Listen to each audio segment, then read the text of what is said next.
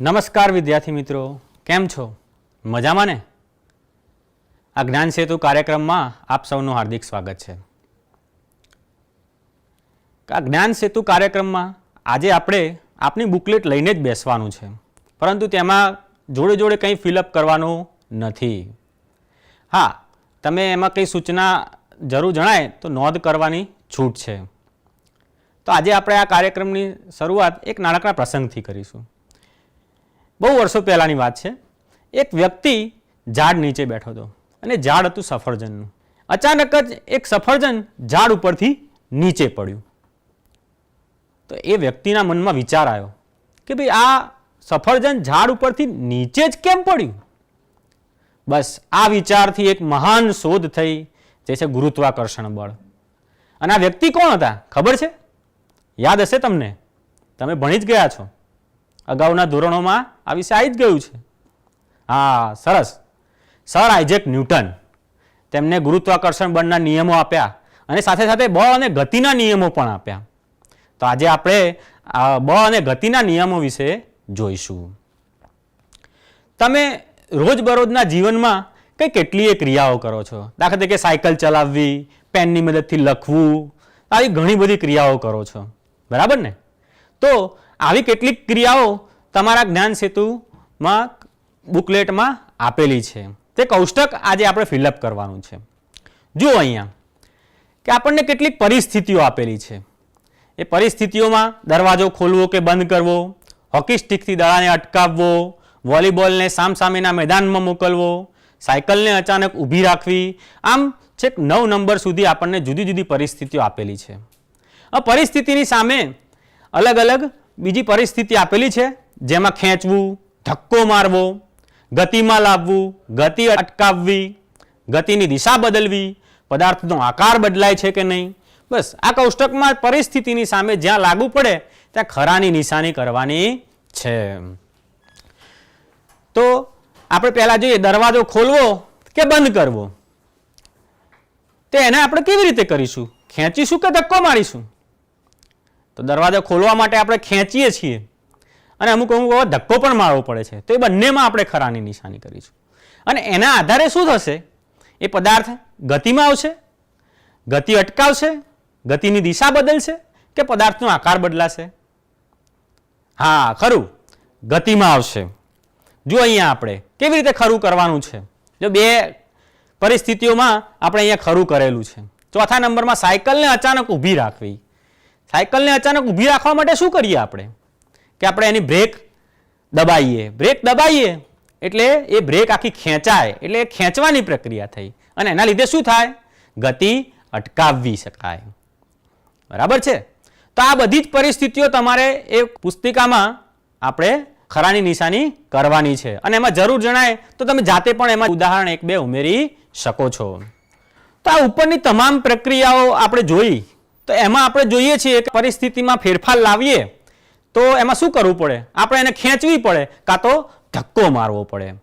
તો આ જે વિજ્ઞાનની ભાષામાં વસ્તુને ખેંચવાની કે ધક્કો મારવાની ક્રિયાને શું કહેવાય છે? બળ કહેવાય છે. કે બળ છે તો કોઈ પણ સ્થિર પદાર્થને ગતિમાં લાવી શકે, ગતિમાન પદાર્થની દિશા બદલી શકે, એની ગતિમાં વધારો કે ઘટાડો કરી શકે,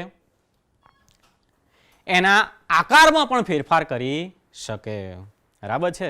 એટલે આ બળના કારણે આટલી વસ્તુઓ થઈ શકે છે. ક્યારેક પદાર્થ પર બળ લગાવવામાં આવે છે, તેમ છતાંય પદાર્થ ખસતો નથી. આવું કેમ થતું હશે? તો આપણે એને એક પ્રવૃત્તિ દ્વારા સમજીએ. પ્રવૃત્તિમાં આપણને શું જોઈશે? પ્લાસ્ટિકનો ડબ્બો, જે બંને બાજુ હૂકવાળો, પછી 2 સ્પ્રિંગ કાંટા જોઈશે અને 2 બાજુ ગમ લગાડેલ ટેપ છે. અને આપણે આ પ્લાસ્ટિકના ડબ્બાને જુદી જુદી 3 પરિસ્થિતિઓમાં એને ખેંચવાનો પ્રયત્ન કરવાનો છે. કઈ કઈ 3 પરિસ્થિતિઓ છે એ આપણે જોઈએ. સૌ પ્રથમ શું કરવાનું? એ ડબ્બામાં એક ઘણું બધું વજન ભરી દેવાનું છે. એમાં પથ્થર ભરી શકો તમે કે કોઈ બીજી વજનદાર વસ્તુ તમે ભરી શકો અને એના હૂકમાં સ્પ્રિંગ કાંટો લટકાઈને એને ખેંચવાનો પ્રયત્ન કરવાનો છે, પણ હળવેથી ખેંચવાનો પ્રયત્ન કરવાનો છે. પછી બીજી પરિસ્થિતિ, હવે પ્લાસ્ટિકના ડબ્બામાંથી વજન કાઢી લેવાનું છે, પરંતુ નીચે ડબલ સાઇડ ગમ ટેપ લગાવીને અને એને ખેંચવાનો પ્રયત્ન કરવાનો છે. બરાબર. હવે ત્રીજી પરિસ્થિતિ, હવે પ્લાસ્ટિકના ડબ્બાની બંને બાજુ હૂક લગાવેલ છે, તો બંને બાજુ સ્પ્રિંગ કાંટો લગાવવાનો છે અને બંને સ્પ્રિંગ કાંટા એક સાથે ખેંચવાનો પ્રયત્ન કરવાનો છે. શું થાય છે એ આપણે જોવાનું છે. બરાબર છે. તો ત્રણેય કિસ્સામાં શું અવલોકન કર્યું તે તમારે તમારી નોટબુકમાં નોંધવાનું છે કે કેવી રીતે કે ભાઈ બળની અસર ક્યારે વધારે લાગી, ક્યારે ઓછી લાગી, કે એની ગતિમાં ફેરફાર થઈ શક્યો, સ્થિર પદાર્થમાંથી એ પદાર્થ ગતિમાં આવી શક્યો કે નહીં, આ બધી જ નોંધ તમારે ત્યાં કરવાની છે. તો આપણે પછી જોઈએ સંતુલિત બળ અને અસંતુલિત બળ. સંતુલિત બળ કોને કહેવાય? આના આધારે જ આપણે કહી શકીએ. દાખલા તરીકે તમે બેન્ચીસ કે ટેબલને ખસેડવાનો પ્રયત્ન કરતા હો, તો તમે ત્યાં બે મિત્રો સામ સામે બેન્ચીસને ધક્કો મારતા હોય તો શું એ ખસેડી શકાશે? નહીં ખસેડી શકાય. એવી રીતે પંજો રમવાની રમત છે. પંજો રમવાની રમત તો તમે બધા રમ્યા પણ હશો. તો આ રમતની અંદર બે ખેલાડીઓ એકબીજાના હાથનો પંજો નીચે પાડી દેવાનો પ્રયત્ન કરતા હોય છે. તો ક્યારે એવું શક્ય બનશે કે જ્યારે એક બાજુનું બળ વધી જશે ત્યારે એ શક્ય બનશે. તો એ અસંતુલિત બળ થયું. બરાબર છે. તો આ રીતે સંતુલિત બળ અને અસંતુલિત બળ. તો કોઈ વખતે એવું પણ થાય કે કોઈ વસ્તુને સતત ગતિશીલ રાખવા માટે હંમેશા અસંતુલિત બળની જરૂરિયાત રહેતી હોય છે. તો એ સમજવા માટે આપણે એક પ્રવૃત્તિ કરીએ. તે પ્રવૃત્તિ માટે આપણને શું જોઈશે? તો આપણને પ્લાસ્ટિકની 2-3 પટ્ટીઓ જોઈશે. આવી 4 પટ્ટીઓ આપણને એક સરખા માપની જોઈશે. પછી લાકડાનો વેર, રૂ, ઘાસ, તેલ, આવા પદાર્થો આપણને જોઈશે. બરાબર. અને સાથે સાથે આપણને નાના નાના લોખંડના બોલ મળે, છરા આપણે જેને કહીએ, કે સાયકલની દુકાનેથી અથવા તો બાઇક રિપેરિંગની દુકાનેથી આપણને મળી રહેશે. આવા છરાની ઉપયોગિતા રહેશે. તો આપણે શું કરવાનું છે એમાં? જો આ બધી પ્રવૃત્તિઓ તમે અગાઉના ધોરણમાં પણ કરી જ ગયા હશો. આપણે એનો શું કરવાનો છે? આછેરો ખ્યાલ મેળવવાનો છે અને એના આધારે તમારે એ જ્ઞાન સેતુની બુકલેટમાં નોંધવાનું છે. બરાબર છે. તો એક પટ્ટી ઉપર લાકડાનો વેર, એક પટ્ટી ઉપર ઘાસ, એક પટ્ટી ઉપર રૂ અને એક પટ્ટી ઉપર તેલ લગાવીને આ પટ્ટીઓ તૈયાર કરવાની છે. જો અહીંયા મેં એક પટ્ટી આવી રીતે તૈયાર કરેલી છે, રૂ ઉપર લગાવી દીધું છે. આવી રીતે 4 પટ્ટીઓ તૈયાર કરવાની છે. તો આ 4 પટ્ટીઓને પછી આપણે આમ ઢાળ બનાવવાનો છે સપાટી ઉપર, અને સપાટી ઉપર ઢાળ બનાવ્યા પછી એના ઉપર લોખંડનો દડો ગબડાવવાનો છે અને સામે સપાટી ઉપર ગયા પછી કેટલે દૂર સુધી જશે, કેટલું અંતર કાપશે એ આપણે શોધવાનું છે. બરાબર છે. એની નોંધ આપણે કોષ્ટકમાં કરવાની છે કે જો અહીંયા 4 પટ્ટીઓના આપણે ઉદાહરણ આપેલા છે. લાકડાની વેરવાળી પટ્ટી, રૂવાળી પટ્ટી, ઘાસવાળી પટ્ટી, સાદી 2-3 પટ્ટી અને લોખંડના દડાએ કાપેલ અંતર એ સેન્ટીમીટરમાં આપણે લખવાનું છે. બરાબર. તો આ રીતે આપણે આ પ્રવૃત્તિ સરસ રીતે ઘર આગળ કરવાની છે. બરાબર.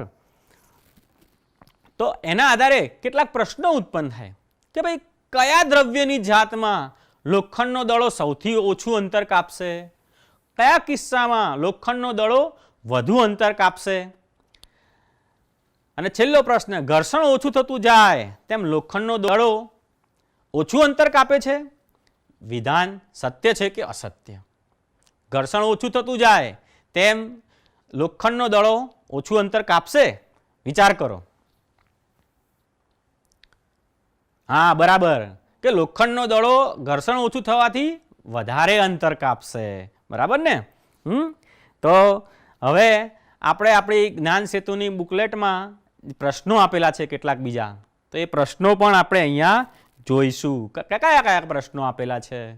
આપણને અલગ અલગ 6 પ્રશ્નો આપેલા છે, જેમાંથી અને 5 અહીંયા દેખાય છે. કે શા માટે વાહનોના પૈડા વર્તુળાકાર રાખવામાં આવે છે? યંત્રોના ભાગોમાં ગ્રીસ લગાવવામાં આવે છે. તો તમે જુઓ, વાહનોના પૈડા, આપણે આ દડો છે, લોખંડનો છરો એ પેલા પાટિયા ઉપરથી ગબડાયો, એની જગ્યાએ પેલો પાસો ગબડાયો હોત તો એ હું સરળતાથી ગબડી શક્યો હોત? ના. તો વિચાર કરો, વાહનોના પૈડા પણ એવા ચોરસ રાખ્યા હોત તો? બસ એના આધારે જ આપણા જવાબ લખવાનો. શા માટે યંત્રોના ભાગોમાં ગ્રીસ લગાવવામાં આવે છે? જો તમે તમારી સાયકલમાં પણ પેલું ઊંજણ નાખતા હશો, બરાબર. પેલો હિંચકો હોય લોખંડનો, તો એ હિંચકોના ભાગોમાં પણ આપણે શું લગાવીએ છીએ? દિવેલ લગાવીએ છીએ, કે રૂનું પૂમડું દિવેલવાળું કરીને ત્યાં લગાવીએ છીએ. તો શા માટે લગાવીએ છીએ? કે એના ભાગો ઘસાઈ ના જાય એટલા માટે થઈને. બરાબર છે. તો બસ એવી જ રીતે આ તમામ પ્રશ્નોના જવાબ આપણે આપવાના છે. છઠ્ઠો પ્રશ્ન, ઘર્ષણ વધારવા તથા ઘર્ષણ ઓછું કરતા પદાર્થોમાં નીચે આપેલા પદાર્થોનું વર્ગીકરણ કરવાનું છે. જો બે પદાર્થોમાં વર્ગીકરણ કરવાનું, ઘર્ષણ વધશે ક્યારે અને ઘર્ષણ ઓછું ક્યારે થશે. બરાબર છે. અહીંયા અલગ અલગ પદાર્થો આપેલા છે કે ગુંદર, તેલ, ચંપલના તળિયા, બોલપેન પર પાડેલા કાપા, કાચની સપાટી, ઘાસવાળું મેદાન, બોલ બેરિંગ, વિમાનના આગળના ભાગનો આકાર અને ગ્રીસ. બરાબર છે. તો આ રીતે આ બધા જ પ્રશ્નોના જવાબ તમારે તમારી નોટબુકમાં સરસ રીતે લખવાના છે, જેમાં તમે તમારા ભાઈ બહેનનો પણ મદદ લઈ શકો છો અને તમારા વિષય શિક્ષકની પણ એમાં મદદ લઈ શકો છો. બરાબર છે. હવે ઉપરોક્ત ચર્ચાના આધારે આપણે શું કહી શકીએ કે કોઈ પણ પદાર્થ હોય એને પોતાની સ્થિર અવસ્થા અથવા તો સુરેખ પથ પર ગતિ એ પોતાની ગતિ જાળવી રાખે છે, પરંતુ ક્યારે ગતિ ના જાળવી રાખે? જ્યારે એના પર બાહ્ય બળ લગાવવામાં આવે. બાહ્ય બળ પણ કેવું? અસંતુલિત બાહ્ય બળ જ્યારે લાગે ત્યારે એ પોતાની અવસ્થા છોડી દે છે. આને જ શું કહેવાય છે? ન્યૂટનની ગતિનો પ્રથમ નિયમ. બરાબર. એ ન્યૂટનની ગતિનો પ્રથમ નિયમ કે દરેક વસ્તુ છે એ પોતાની સ્થિર અવસ્થા અથવા ગતિની અવસ્થામાં પરિવર્તનનો વિરોધ કરે છે. એને જ શું કહેવાય? આપણે જડત્વ પણ કહી શકીએ કે પોતાની દરેક પદાર્થ પોતાની ગતિમાં રહેવાની અથવા તો સ્થિર રહેવાની પ્રકૃતિને જડત્વ કહે છે. તો આવું જડત્વ તમે ક્યાં આગળ અનુભવ્યું છે? જો એક બે ઉદાહરણ આપણે જોઈએ એટલે તરત ખ્યાલ આવી જશે કે હા ભાઈ આવું આપણે પણ અનુભવ્યું છે. કે તમે બસમાં જતા હોય અને બસમાં ઊભા મુસાફરી કરતા હો, ત્યારે અચાનક જ બ્રેક મારે ત્યારે શું થાય? કે તમે આગળની તરફ નમી જાઓ છો. અથવા તો બસ ઊભી હોય અને અચાનક બસ ચાલુ થાય ત્યારે તમે પાછળની તરફ નમી જાઓ છો. બરાબર છે. અને એકદમ ગાડી તીવ્ર વળાંક લે તો તમે વળાંકની દિશામાં પણ નમી જઈએ છીએ. આ બધા જ ઉદાહરણો શેના છે? જડત્વના છે. બરાબર છે. એટલે જડત્વ છે તો એ જડત્વ શેના પર આધાર રાખે? કે જડત્વ દ્રવ્યમાન પર આધાર રાખે. જેનું દ્રવ્યમાન વધુ એનું જડત્વ વધુ, અને જેનું દ્રવ્યમાન ઓછું એનું જડત્વ પણ ઓછું. બરાબર છે. હવે આપણે જ્ઞાન સેતુની બુકલેટમાં નીચેના પ્રશ્નોના જવાબ આપણે લખવાના છે. જો અહીંયા પ્રશ્ન 1 છે, પદાર્થના જડત્વને કારણે પદાર્થ, એમાં 4 ઓપ્શન આપેલા છે, એમાંથી કયો સાચો જવાબ આવશે? ચાલો ઝડપથી વિચારો.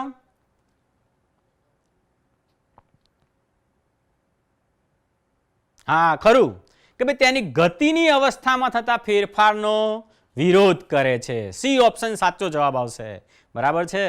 ભાઈ પ્રશ્ન 2 છે, સમાન આકાર અને સમાન કદ ધરાવતા એલ્યુમિનિયમ, સ્ટીલ અને લાકડાના બનેલા 3 નક્કર પદાર્થો પૈકી કોનું જડત્વ સૌથી વધુ હશે?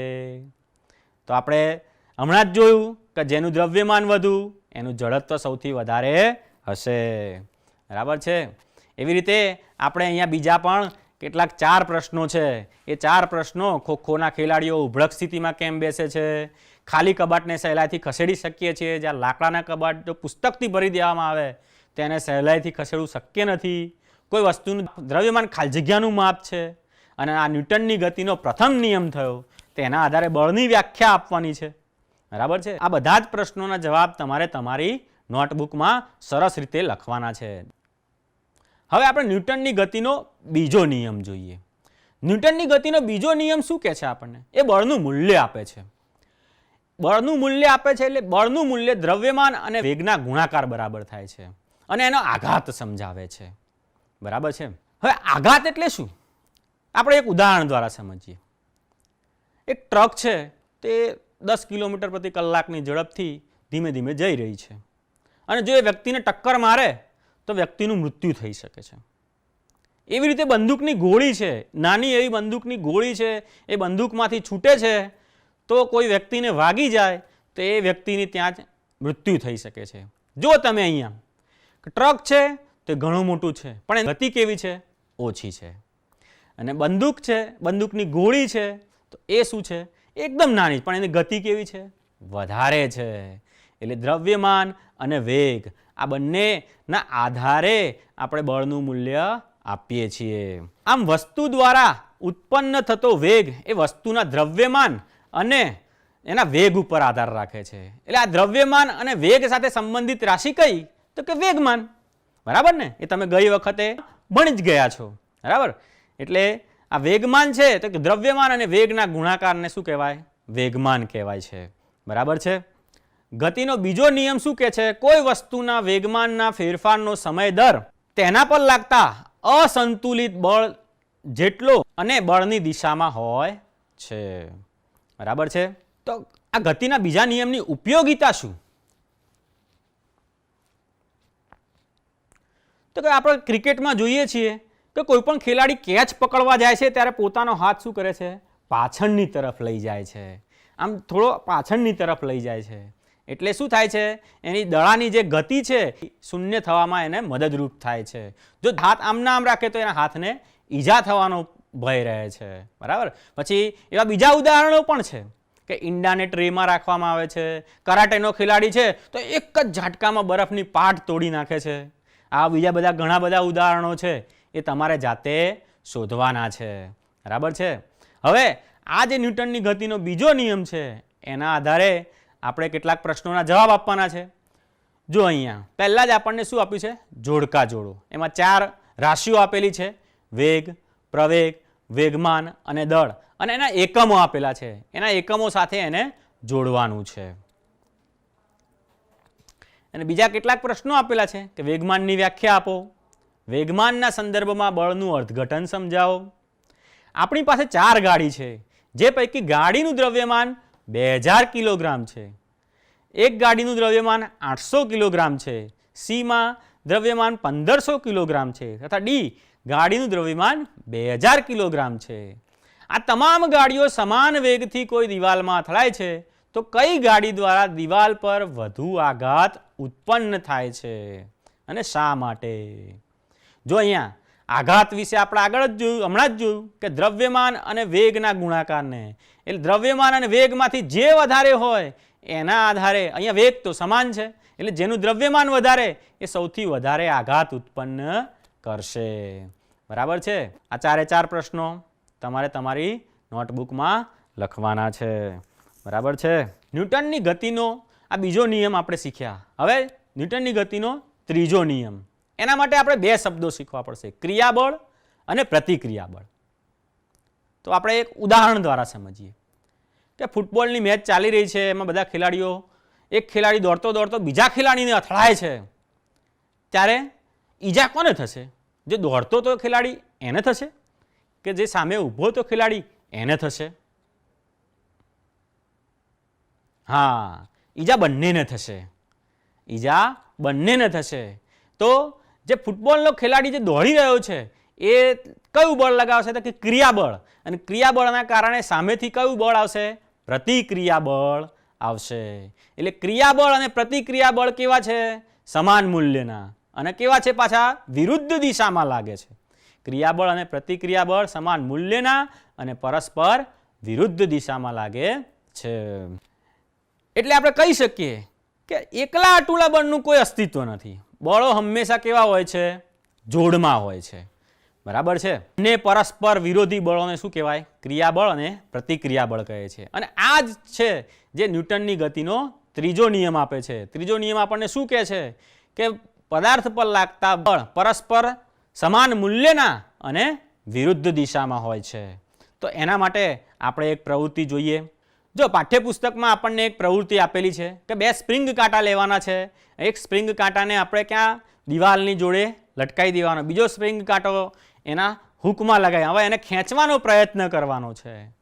આ ખેંચીએ છીએ ત્યારે શું થશે? કે બંનેની અંદર આંકામાં ફેરફાર થશે. અને આંકામાં ફેરફાર કેવો થશે? સમાન મૂલ્યનો થશે. બરાબર છે? એટલે આપણે કહી શકીએ કે ભાઈ પદાર્થ પર લાગતા બળ પરસ્પર સમાન મૂલ્યના અને વિરુદ્ધ દિશામાં હોય છે. બરાબર? એટલે આપણે એને બીજા કેટલાક ઉદાહરણો જોઈએ કે ભાઈ એક ખલાસી છે, નાવિક છે, એ પોતાની બોટમાંથી જ્યારે ઉતરે છે ત્યારે એ આગળ તો જાય છે પણ બોટને પણ પાછળની તરફ ધકેલે છે. તો આવું કેમ થતું હશે? એ આગળ તરફ જાય છે એટલે એની પ્રતિક્રિયા બળ બોટને પણ લાગે છે, એટલે એ શું થાય છે કે પાછળની તરફ બોટ થોડી ધકેલાય છે. એવી રીતે આપણે તમે રાઇફલ જોઈ હશે, જ્યારે રાઇફલમાંથી બંદૂકની ગોળી છૂટે છે ત્યારે રાઇફલ થોડી પાછળની તરફ ધક્કો મારે છે. એ પણ શું થાય, બંદૂકની ગોળી આગળ તરફ ક્રિયાબળથી આગળ ધકેલાય છે, જ્યારે બંદૂક છે એ પાછળની તરફ થોડું પ્રતિક્રિયા બળ લાગે છે એટલે એ પાછળની તરફ ધકેલાય છે. બરાબર છે? તો આ રીતે આપણે ન્યૂટનની ગતિનો ત્રીજો નિયમ સમજી શકીએ છીએ. અને આના વિવિધ ઉદાહરણો પણ તમે આજુબાજુના વ્યવહારમાંથી શોધજો અને એને તમારી નોટબુકમાં લખજો. આગળ જોઈએ છેલ્લો ટોપિક, વેગમાન સંરક્ષણનો નિયમ. તો વેગમાન સંરક્ષણનો નિયમ સમજાવવા માટે આપણે બે દડાની મદદથી એક પ્રવૃત્તિ જે તમે અગાઉ કરી ગયા છો તે જ કરવાની છે. જો અહીંયા વેગમાન સંરક્ષણનો નિયમ શું કહે છે? અહીંયા બે દડા આપેલા છે, એ અને બી નામના બે દડા આપેલા છે. એનો દ્રવ્યમાન એમ છે, એની ગતિ પ્રારંભિક ગતિ યુ છે અને પછી એની અંતિમ ગતિ વી થાય છે. એટલે વેગમાન સંરક્ષણનો નિયમ શું કહે છે કે ભાઈ આપણે બે વસ્તુઓ છે એ અથડામણ પહેલાંના વેગમાનોનો સરવાળો એ અથડામણ બાદના વેગમાનોના સરવાળા બરાબર થાય છે. બરાબર છે? અથડામણની ઘટનામાં કુલ વેગમાનનો સંરક્ષણ થાય છે, એને શું કહેવાય છે? વેગમાન સંરક્ષતાનો નિયમ કહેવાય છે. બરાબર છે? હવે આપણે તમારી બુકલેટની અંદર કેટલાક પ્રશ્નો આપેલા છે, એ પ્રશ્નો જોઈશું. જો અહીંયા પહેલી એક ખાલી જગ્યા આપેલી છે કે આપણે ચાલીએ છીએ ત્યારે પગ દ્વારા લાગતું બળ ખાલી જગ્યા પર લાગે છે. વિચાર કરો. ખરું, રસ્તા ઉપર લાગે છે. પછી બીજો પ્રશ્ન, હોડીને આગળ લઈ જવા માટે હલેસા પાછળ તરફ મારવા પડે છે, કારણ આપો. પછી ત્રીજો પ્રશ્ન, જોડકા. ચોથો પ્રશ્ન, ક્રિયાબળ અને પ્રતિક્રિયાબળ હંમેશા સમાન મૂલ્યના હોય છે, સાચું કે ખોટું? સમાન મૂલ્યના હોય છે કે અસમાન મૂલ્યના હોય છે? ખરું, સાચું છે કે સમાન મૂલ્યના હોય છે. અને પ્રશ્ન 5, ગતિના ત્રીજા નિયમ અનુસાર ક્રિયાબળ અને પ્રતિક્રિયાબળ એમાંથી કયો ઓપ્શન સાચો આવશે? કે એક જ પદાર્થ પર લાગે છે, જુદા જુદા પદાર્થો પર એકબીજાની વિરુદ્ધ દિશામાં લાગે છે, કે એનું મૂલ્ય અને દિશા હંમેશા સમાન હોય છે, બંનેમાંથી કોઈ એક પદાર્થ પર એકબીજાને લંબ રૂપે લાગે છે? ઉદાહરણ યાદ કરો એટલે ઝડપથી યાદ આવી જશે.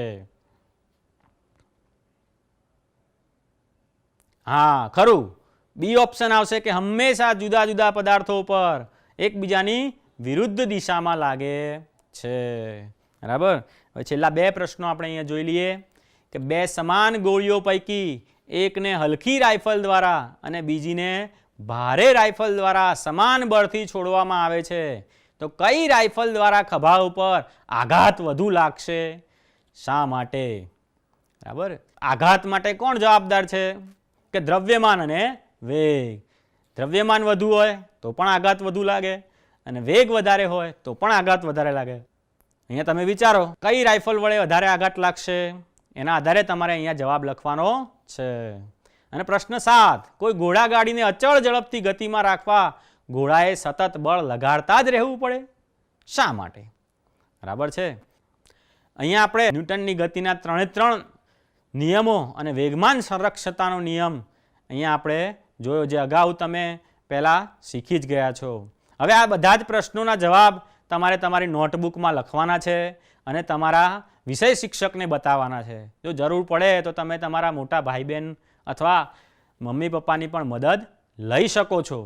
અને આ જવાબથી તમારું એક દ્રઢીકરણ થશે અને તમે તમારા આગળના ધોરણ એટલે કે 10મા ધોરણ માટે સરસ રીતે તૈયાર થઈ જશો અને 10મા ધોરણનું વિજ્ઞાન તમને ભારે લાગશે નહીં.